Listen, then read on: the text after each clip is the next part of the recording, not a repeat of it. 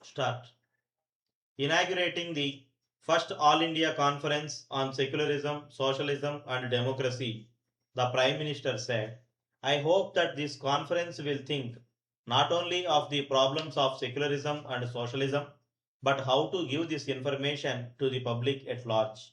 Firstly, to those who are in educational institutions and make them feel committed and involved to spread the message to the very many who are unable to go to the educational institutions. I think this is the practical side of your work to which I hope you will give some consideration. There is much debate today about the basic features of our constitution. I do not want to go into the constitution, but I do not want to repeat what we consider the basic features of our political system. We have opted for this. We have not drifted in this direction. We have chosen this direction after deep thought by the founders of the country, by the leaders who were active in the independence struggle and who laid the foundation of what we can now call modern India. And this was done after weighing every possible alternative.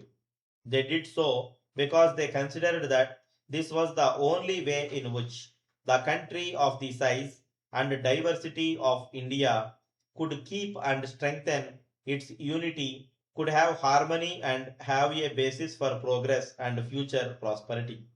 Now, obviously, the first was secularism because it means the equality of all religions. It has never meant that we reject religion, and this has been not just a modern concept, but it is a very ancient concept in India. Indian philosophy has always spoken of the basic unity of all religions.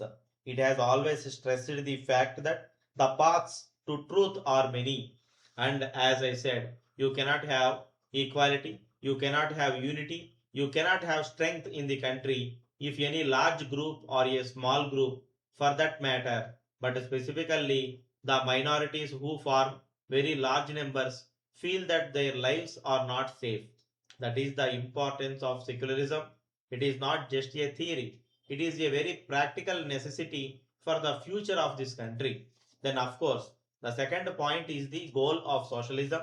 Now, again, the importance of socialism is not that it is one of the systems that are available to us, but in the conditions in this country, it cannot be united, it cannot be strong unless the concept of equality was spread to different economic groupings. If there is a large section in the country which does not get justice or feels that it does not get justice, there cannot be harmony or peace or progress.